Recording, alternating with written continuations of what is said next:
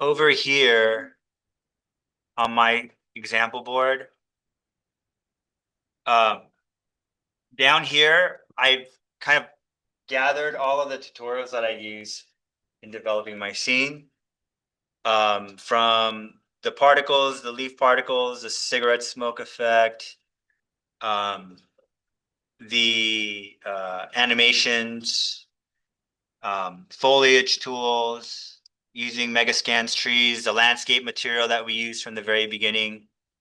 Here are the decals, Byron, if you're interested, or whoever's interested using decals. So just to kind of walk through, this was like day one, right? We just created like a generic flat landscape and started painting grass and gravel and dirt. And this is that sketch fab model that I found. This scene uses the texturing or the tessellation, the landscape material that allows for nanite tessellation, which gives us a little bit more geometry on the landscape. And then these are what decals do. It's like you can add like stains and just kind of stamp them on surfaces. Um, and so I have like some leakage and some damage. You could do, there's like blood splatters for those of you who have death in your projects. You can use decals for that. And then here, the latest layer added was the foliage, right? Using uh, procedural foliage tools and painting the foliage painting to like, and in this case here, you can just kind of drop individual pieces of foliage, but making sure that they're all instances rather than dragging and dropping in static meshes, which is going to make your computer very unhappy, right? Driving the car, I used chaos physics for driving the car using the assets that I got from this person. Here's a procedural foliage tutorial, right? Niagara leaves falling, finding leaf assets and having them fall. Character animation, which chained together a series of Mixamo animations. I wanted better reflections here, and so just changing my post-processing settings to get better reflections, right? And then on the right side here are just kind of some shots and some reference images that I'm using to try to match my Unreal environment to reality in a way, just to try to make it as realistic as possible. And then sketches to give myself notes as to like what qualities I want to add to that scene, to my scene, right? Like I want to add rain and use weather as part of my narrative. I want to also benefit from the reflections that the water on the surface will get me.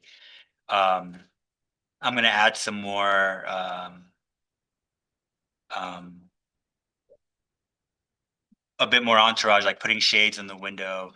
Like I wanted to make the car bounce up and down, which I then changed my landscape a little bit to give my physics car something to respond to, right? And so I didn't necessarily apply all of these things, but they've just become a little bit of a wish list for the next phase, right? Like what are the bells and whistles I want to add? And then I would say add the most important thing first and then prioritize and create like a hierarchy of what you want those additions or what you want the final quality of your image to be. And then a bunch of audio stuff. I added audio to my scene. And this is not the final audio. This is just say for the proof of concept video. And you guys can access that if you go to the main folder under 2025 Villa Savoie. So I did my proof of concept. It's just called POC1, right? And I exceeded the time limit, but here it is. Chérie, que se passe-t-il? Right? So just adding some scenes and elements to the narrative. So like, this is all empty, right? So like I have a lot of work to do here, right? And so I'm just kind of blocking these out. Do I like it? Do I want to work on it? Do I cut it? Right now is your opportunity to like edit the films that you created and just really figure out what's the one scene or two scenes that I really want to like build up to just practice this workflow through. You don't have to do all of them, right? But give us like one or two that are like polished the way you want them to be, right? So like you're not focusing on the entire thing and making everything perfect. You're just developing a workflow and then you can revisit and complete it later on if you wanted to, right? And so I wanted to add some more elements. There's a floating cube here, like I'm gonna get rid of that. But I'm using that as my camera target, right? The mannequin's fingers come out of the window. I got to fix that, right? Some of these reflections don't look great, right? So adding, and the pacing is too fast, right? Salut, And I have a c'est moi, je T-pose rentre tôt character. aujourd'hui. Je pensais qu'on pourrait profiter des dernières lueurs du jour sur le toit They terrasse. speak French because it's the J'apporterai le savoir, dîner. right? À bientôt.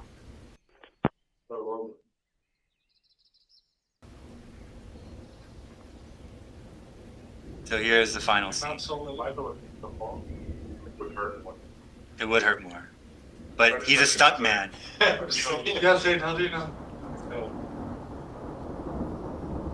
Right?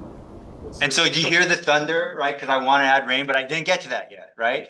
And so like I'm just generating the overall structure just so I have an understanding of how it plays, right, in real time. Like way too fast, way too many scenes. So I'm going to cut certain things down.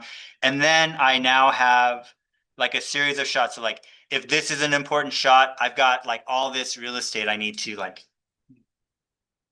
give texture and information, right?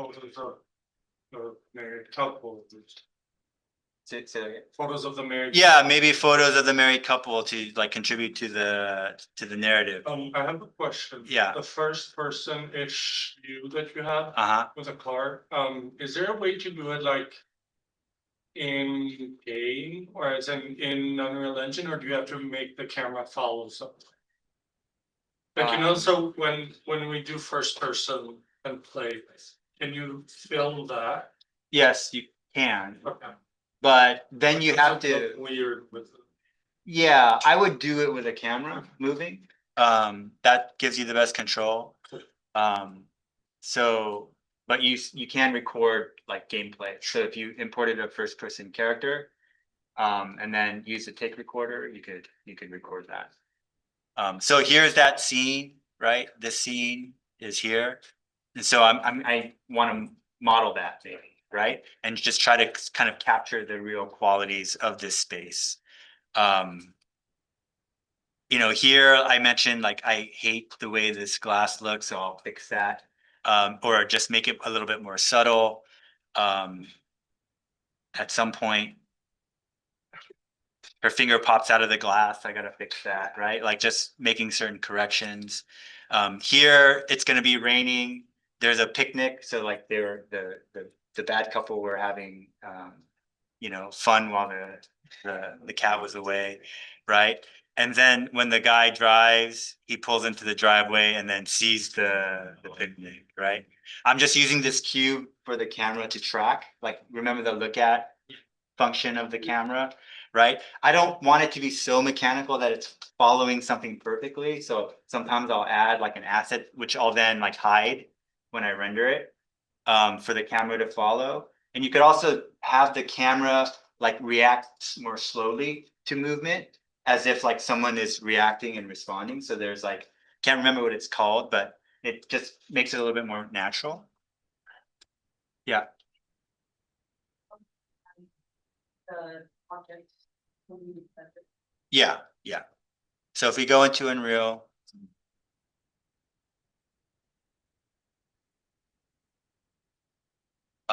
also if you guys are having trouble, how do I minimize this? Is there a way to hide this better? Um, so if we click on this settings, you can just go to engine scalability settings and you could set this lower, right? So it's going to make your scene look worse in view, but you can still render it out. And it'll have like the full Make it faster. resolution, but it'll make it faster. The other thing you could look at is if you click on this drop down arrow. Well, first and foremost, if you have your double layout on, it's rendering 2 images, so you may want to just switch it back to a single pane.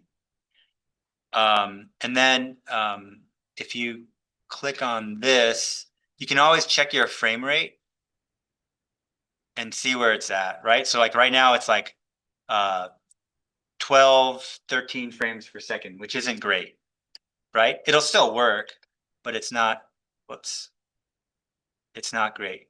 So one thing I could do is look for my foliage.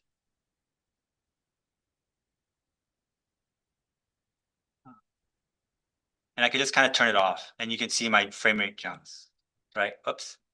But it'll still render and. It'll still render it when you play it, or when you play it, or render it out, and it'll play it, right? So this is just hiding things, right? So now I hide that instance foliage, and now I'm back up into the green around 30 to 40 frames per second, right? So that'll just make navigating in the scene a little bit easier. And if you need to see the foliage, you can turn it back on. If you want to hide something, so if I want to hide something in game, so like I don't want this in my scene anymore, like turning it off is not going to work. You have to go in and go into your rendering settings, and you have to make it hidden in game. So if you check this box, when I hit play, that's not going to appear, right? I could also, if I don't want to see it at all, I could just make it not visible. So I need to make it not visible and make it hidden in game if I don't want it to appear in my rendering, right? Yeah. So that's where making something spawnable is important. So let's go into our cinematics.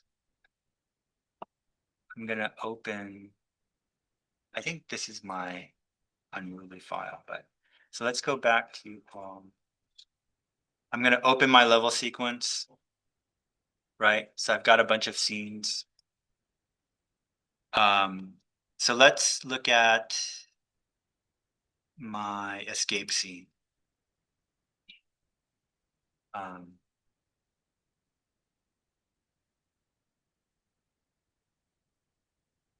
Here, I'm gonna go back to my 2 pane view.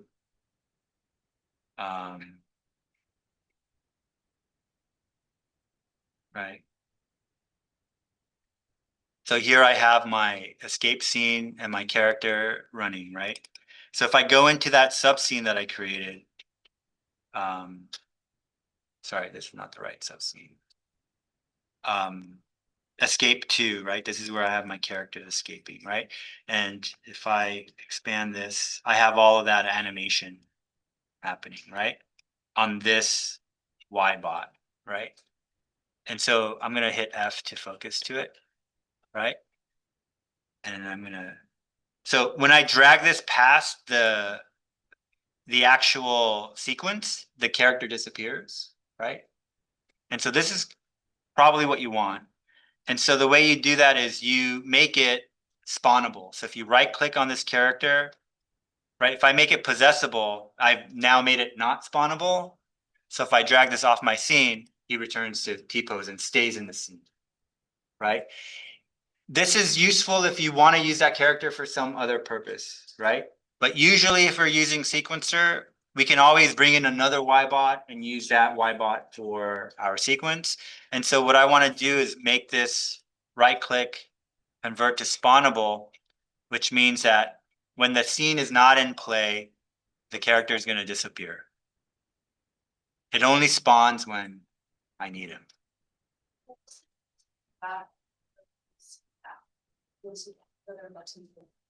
Replacing the actor. When you're talking about, If you click on your Y bot in the outline, Yeah. Right, okay. Uh-huh. Yeah, replace selected actor with, what is that? It would just swap out the character for something else. So I swap out that character with another white bot as a replacement. So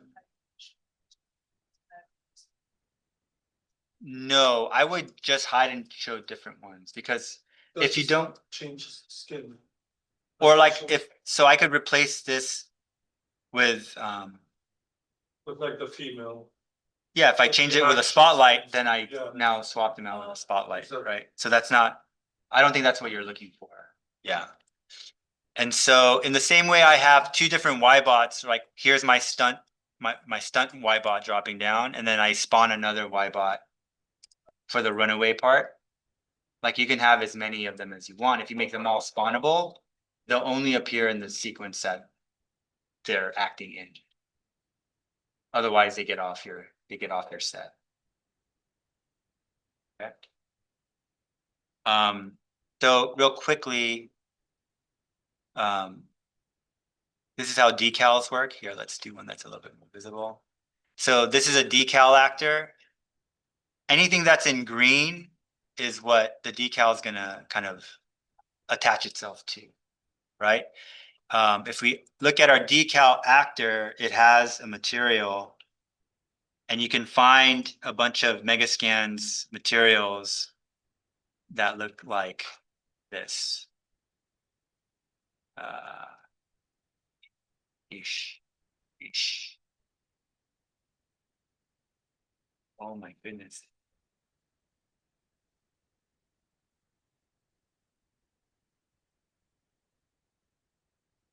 There's something wrong with it.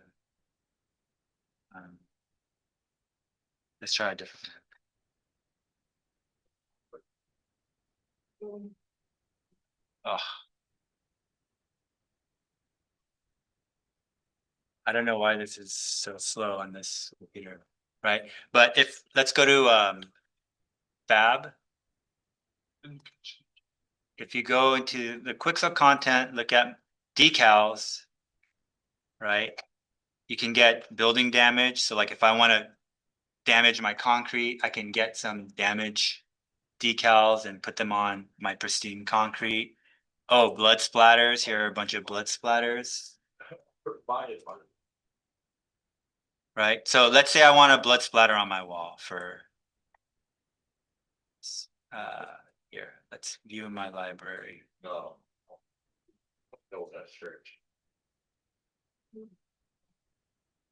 Right. So if we go to Fab here, I'm just going to import it directly into my scene.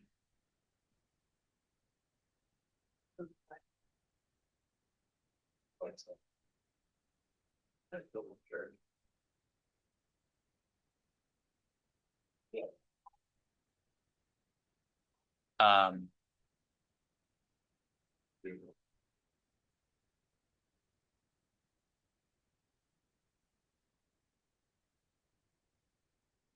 let's find, let's do the same thing. Quixel, publisher, Quixel. What just happened?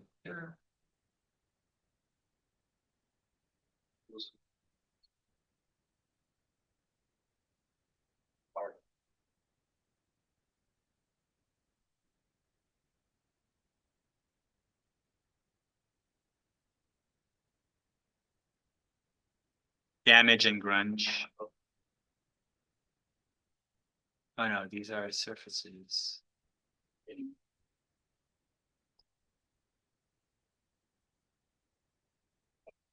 Here they are, decals.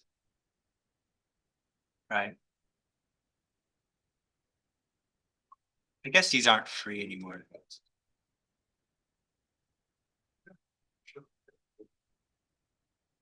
Here's some graffiti. Let's try that. We'll add this to our project.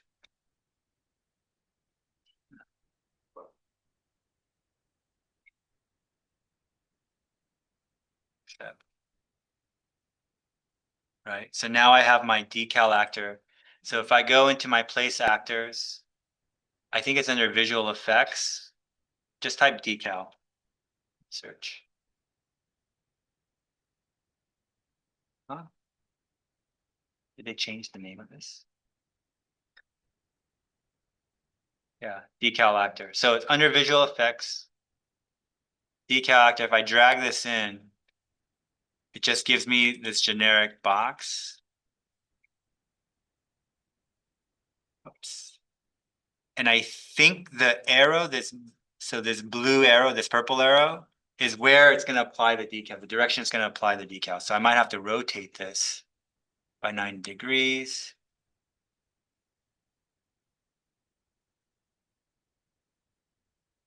And then I'm going to scale it.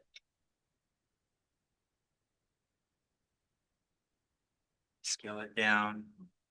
I could change the decal size here as well. So I'm going to reduce. Use dimensions and reduce this dimension as well. Right. And so only when this green box intersects with my asset will the decal take effect, right? So I just need to then apply this material to that decal, right? Because right now it has no decal material. So I just drag that graffiti in. And you can see very lightly.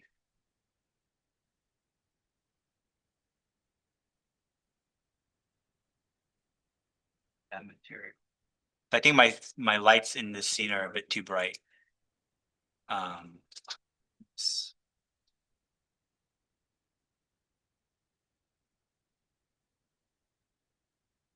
Right, so you can kind of see now. How did it work? I missed that part. Sorry, How did it work? how did it work? I missed the last part when it showed up.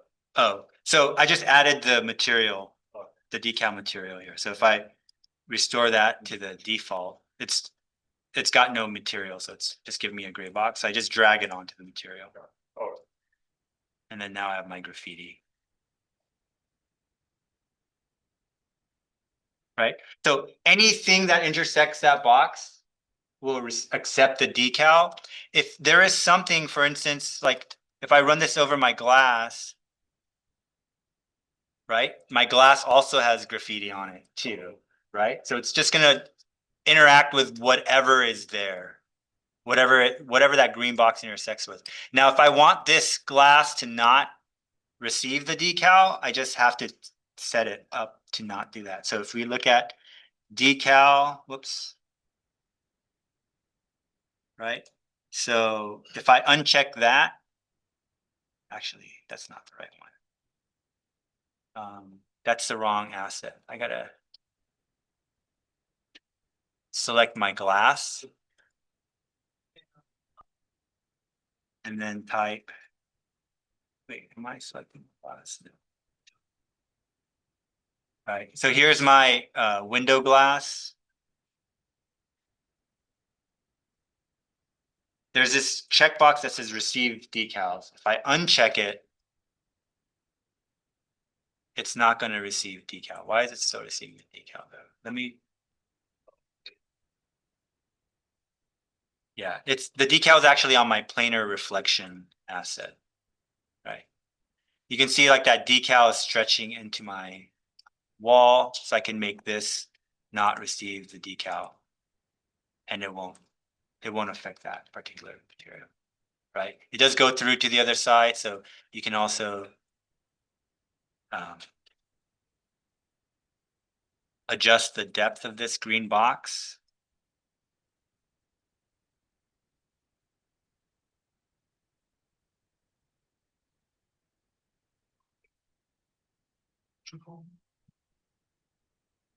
Be very thin. And so again, then it won't show up on the other side, right? So the green box is the thing that the decal is going to interact with. I'm curious, I haven't tried it yet. What's the ideal workflow if you were to make your own model? Is it to have every element be a separate grouping or so that you can apply material more accurately? Or can it all be Boolean together or how? So if you make your model. So let's open up the Rhino. Yeah, I'm curious if there's a way to set up the layers and organize it in a way that makes it easier once you link it to the unbrain. Yeah, I mean, if you use Datasmith to Yeah. transport the model over, every model will still every object will remain an individual object. Okay. You're just bulk importing everything together. So then you could individually apply materials to each. Okay.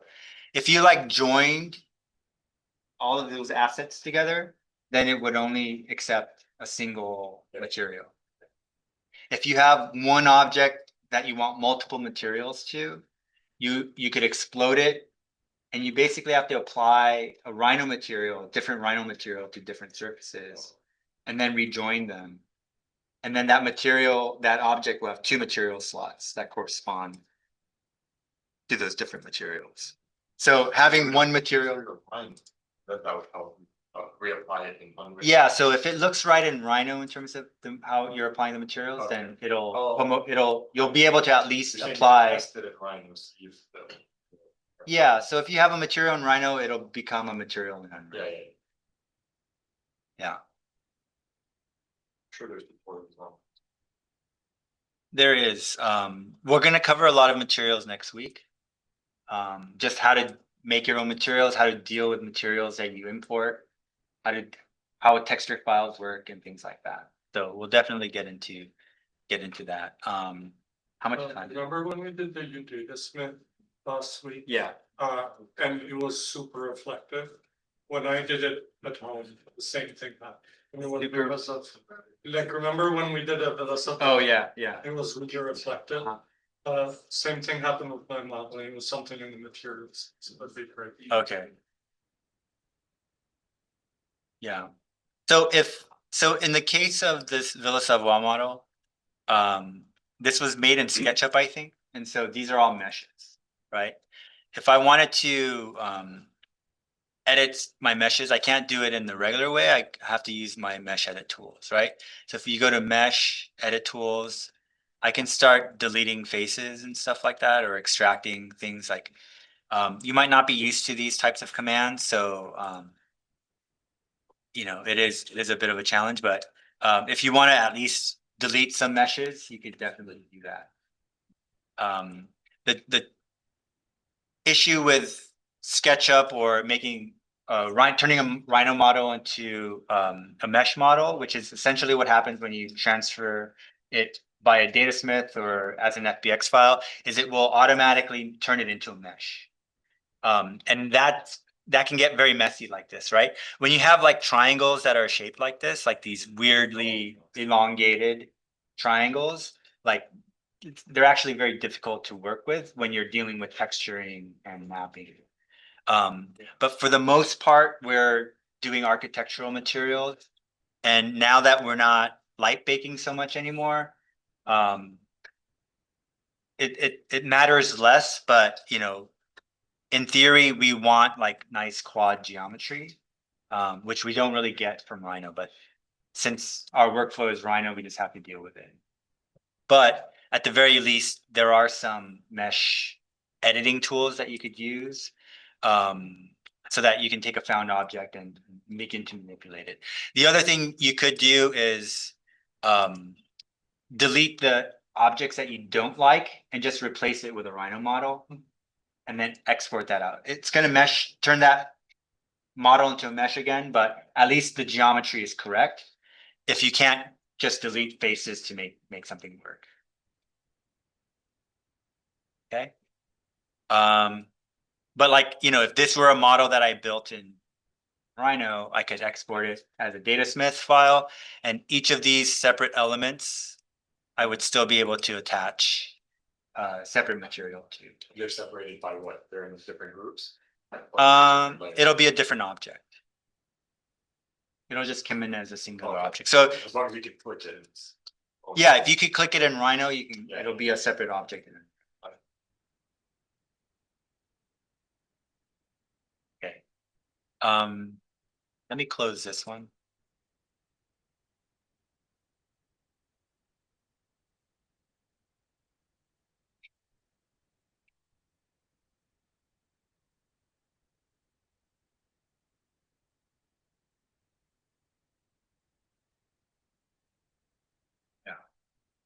Yeah, so I mean, everything here is camera rig rails and character animations and the model. So, you know, here I would like update the model a little bit here and add materials to based on my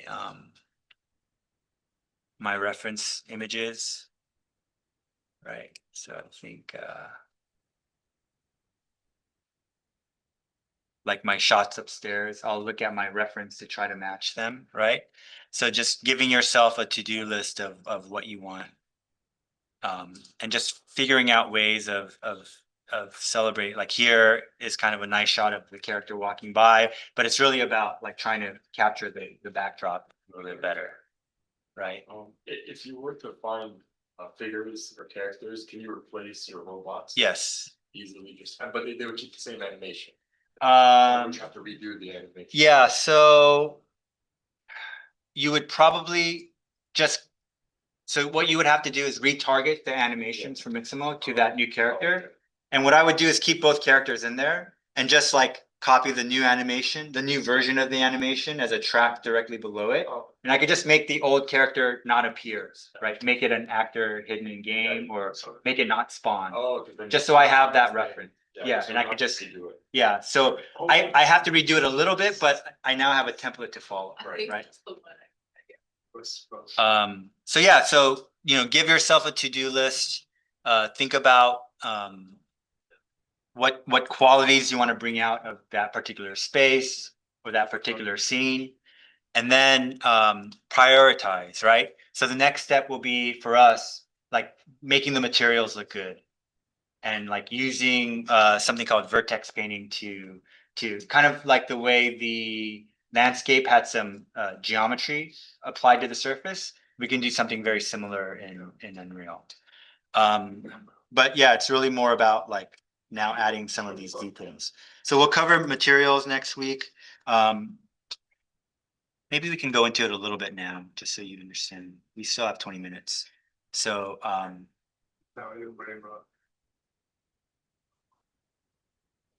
so this latest file,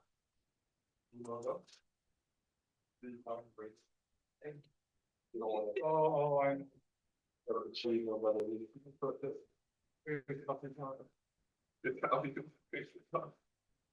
right? So this latest version 3 has the has all of the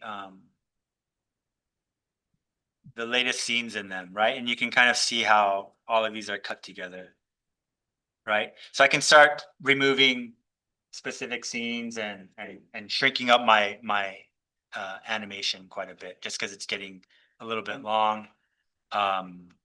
Is there a reason why, like, I mean, you have two rows and some overlap? In Yeah. that instance, that moment when they overlap, only the top one shows? Yeah. Why did you extend the bottom one? Is there a reason, like, to warm up or No, just like, doesn't? it doesn't matter. I don't know that it would warm up in the rendering. I think it was just because I wasn't sure where I wanted to make the transition. So I was just kind of sliding them back and forth without seeing. But if I wanted to keep it clean, I would just drag it this way, Okay. just to make sure that the computer's not trying to render two at the same time. But it's really just gonna follow the shot track. And whatever the primary shot is, it's going to render that on screen. So let's look at materials a little bit. So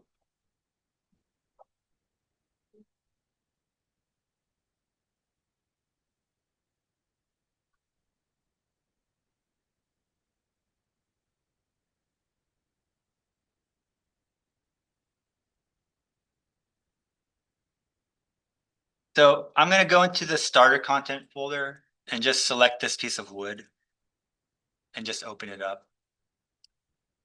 Right. So this is a material file. If we look at, if we go to Megascans, for example, and open up one of these, these are all textures, why?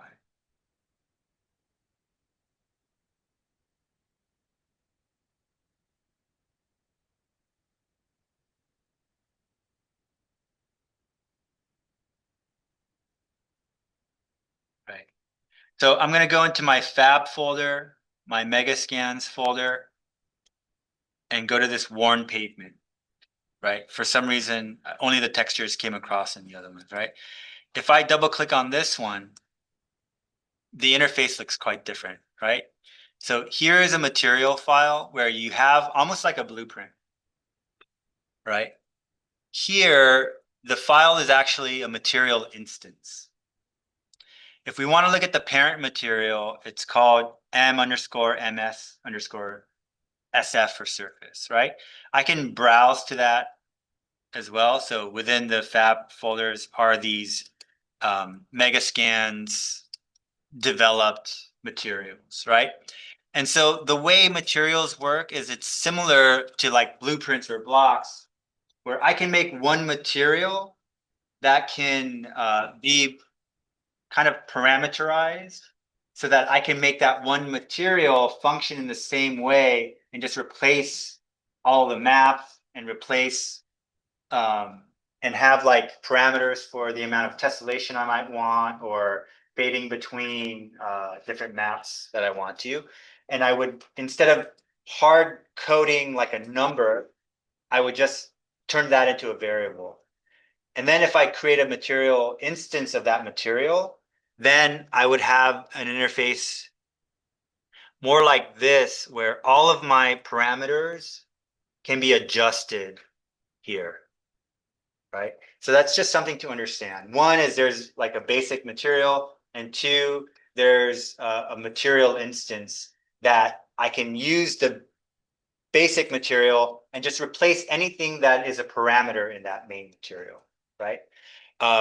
The reason that's useful is like I might want one material for like paint, for instance, that has like the right sheen or the appearance of brush strokes, but I don't want to repeat that material for red paint and blue paint and green paint. I could just turn the diffuse color into a parameter so that I can turn that into a material instance, and where I want red paint, I'll apply a material instance and just change that diffuse color to red, and then create another material instance of the same material and apply a green paint to a different surface. And if I want to change the master material, say I don't like the brush stroke and I want to use some different brush stroke, I can then go into that main material and just change that and it'll apply it to all of my materials, right? So it just makes the workflow a little bit easier, right? So in the main material, we have, I don't even know what this is called, result node of the material, right? So each material, and you may have seen something similar in like V-Ray, right? Except certain channels, right? Base color, it's also called albedo or diffuse in other software platforms. It's just the general color information that you want the material to have. If you want shininess or metalness, you have metallic channels you can use, or roughness channels. Does this one have a roughness channels, right? Roughness is like the opposite of shininess, right? So roughness versus smooth. If you have a smooth surface, it's reflective. If it's rough, it has like texture to it, right? And so you can affect the metallic, roughness, and specular that differently affects the sheen of a material. Then you have, I don't even know what anisotropy is. I've never used it in my entire life. Emissive is like the ability for a material to emit light. And so if I want a material to actually generate light, I would add something to the emissive channel. The normal map, looks something like this. It is a 2D file that tells the computer how to reflect light off of that surface. So depending on the color and the change of color, it'll reflect the light differently so that it appears to have geometry when it doesn't, right? And so that's a trick that game developers have used to make something flat look not flat. And things like displacement would be things like what we're doing in with the landscape materials where we're tessellating a surface and making things kind of pop up and down, right? So we can actually use a map to displace or augment the geometry of the surface that it's applied to, right? The caveat is that geometry has to be dense enough to receive that information. Okay, so let's go ahead and make a basic material. I'm just gonna go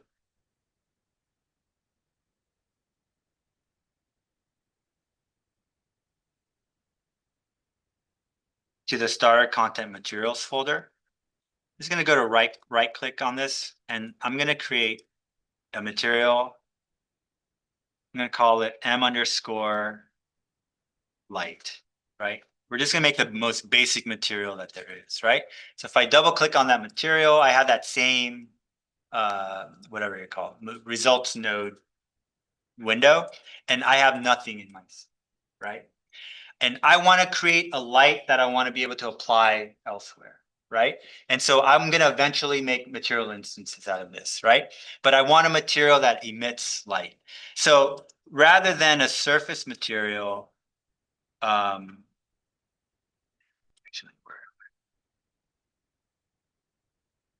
rather than, so what I'm going to do is I'm going to change this default lit into an unlit material, right? So an unlit material is like the most basic material there is.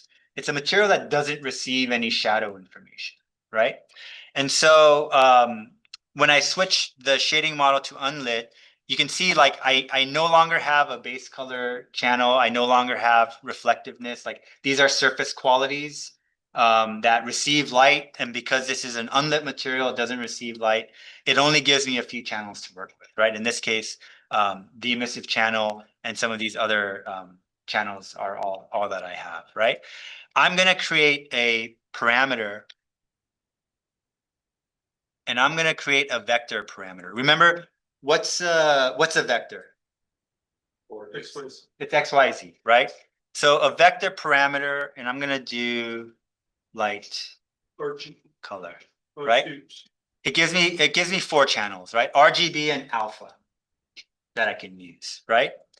And then if I double click on this, I could set this to whatever I want, right? So if I wanted this to be red, I would just make this 1, right? And I'm just telling Unreal, this variable is filled with 1000 or 1001 maybe for the alpha channel. But for all intents and purposes, let's just do RGB 1000 or 100, right? And then I want to apply this to be my emissive color, right? And so then it turns my entire material red, and then it receives no shadow information. So it's not even like spherical looking. It's just like a flat circle, but I want it to actually be a light material, right? And so what we can do is if I set this color to anything higher than 1, if any of these numbers go higher than 1, it starts to emit light, right? It starts to generate light, right? But these types of variables don't like to go past 1. And so what I'm going to do instead is I'm going to add a multiply node and then create what's called a scalar parameter and just to call this light intensity. I'm just naming a variable, right? All this parameter does is it stores a number, right? And then I could set this number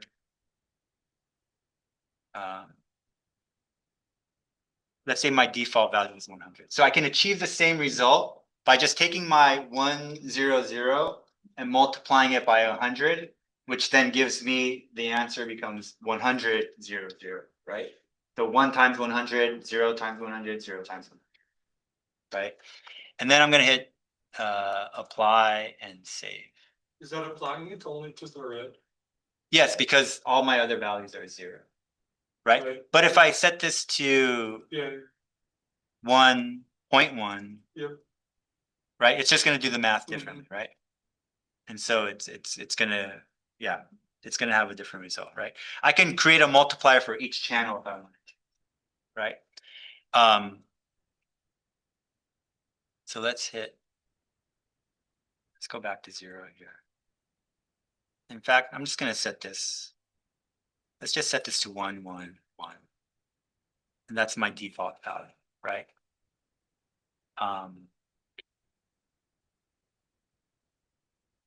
And so now I close out of this, go back to my light material. I'm going to right click, and then I can go create material instance, right? And then I'm going to call this m_light, and I can call it red. And if I double click on that, you can see my interface is different, right? And what's going to be visible to me is where I have my parameters set up, right? I have 2 parameters in that material, which is what I named light color and intensity. And so here, I'm just going to switch my color to red because I called it red, right? And in this, I'm going to create another one, create another material instance. This time I'm going to call it blue. So now if I double click on that, I'm going to just, whoops, select my color and I'm going to change it to blue. So I'm going to make this 0, 0, okay, right? And it looks light because I've multiplied it by, right? Now the strange thing is it doesn't really look like it's emitting light. I'm going to create a new level.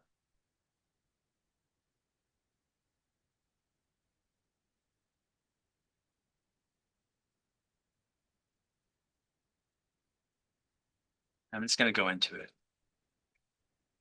Right, so I have nothing in my scene. I'm going to add, so emissive objects or emissive materials need objects to be applied to. So I'm just going to add a cube into my scene. I'm just going to add this to my material. So my light, my red light, I'm going to add another cube. I keep dragging the wrong thing. Drag this. And I'm going to add a blue light to this material, right? So the only lights I have in the scene are this red and blue light applied to as emissive materials applied to a static mesh. No other lights are in the scene. It doesn't really look lit, right? So what we need to do and what you guys should start doing in all of your scenes is adding a post-process volume if you don't already have it, right? So I'm going to add a post-process volume into my scene. Did I talk about post-process volumes? No. Okay. So post-process volume is like adding Photoshop to your 3D scene, right? So I can go into my post-process volume and start adding certain elements to it. Like we talked about bloom a little bit. The bloom is like the kind of foggy effect, kind of like Vaseline over the lens effect. And if I turn on my bloom and I like fly into my post-process volume, my lights start to glow and they start to look more like they're lit, right? And so light is just a quality that's coming out of a source. The effect of the glow is actually more of an environmental quality, right? So if I want that light to look like it's glowing, I either need to add environment to it or this kind of effect, which is the bloom is like essentially like the sensors, the pixels on a sensor next to the light source also being affected by the light source, which creates like that glow, right? And so let's say, oh, that's way too intense. I can go in and say, I actually want to decrease the intensity of my blue light, right? I can start to affect, well, once I go out of my post-process volume, I have to be in the volume in order for that to be effective, right? So I can decrease and increase now the same material, right? But I have 2 instances of it that I can manipulate individually, right? If I want that post-process to affect the entire world, all I have to do is in my post-process volume, I have to check something called infinite, extent, and unbounded. right? Meaning I'm not gonna bind my post-process effect to that volume. I want it to go on till infinity. So now if I fly out of my scene, I still have that effect applied, right? And the thing about material instances, I can now open that instance and I can start like ramping things up and down and seeing their effects immediately. Right. And so that's what I guess the advantage of creating material instances, you're creating a master material or a block almost, and then you're deploying it and you're able to manipulate or adjust or change each child of that master material as long as it's been parameterized, right? As long as it has variables, you can apply different variables to different things. Okay. So that's like the most basic material, right? The unlit material, right? And this is great because if I wanted to, here, let's grab a plane.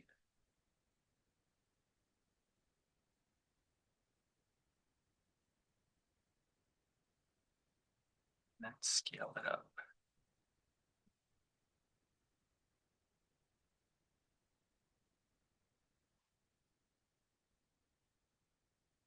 Guess I'll still need a little light in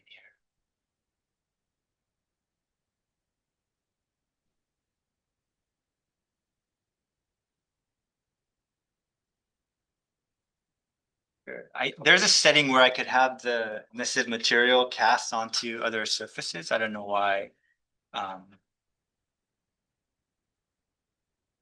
It's not, but I'm gonna just add a little point light in here. Just so we can see that. And I'm gonna have it. So with any light, I can also make it not cast a shadow. So like with this point light,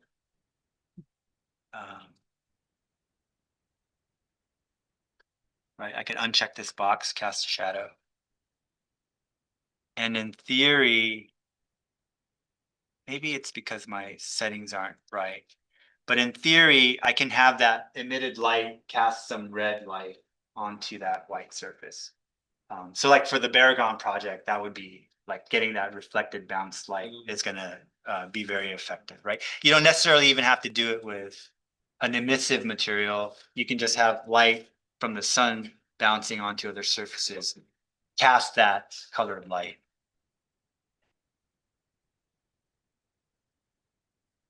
Okay.